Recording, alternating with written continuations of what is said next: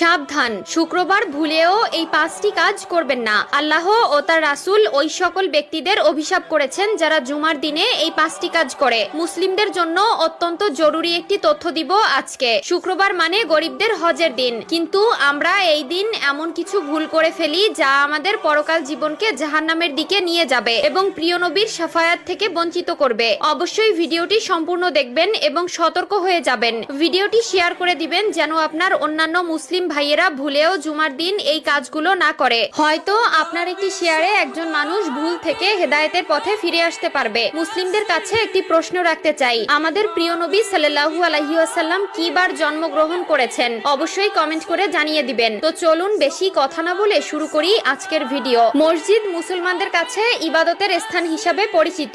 এরপরও আমরা মসজিদে এমন কিছু কাজ করে থাকি যা মসজিদের পবিত্রতা নষ্ট করে। তাই মসজিদের পবিত্রতা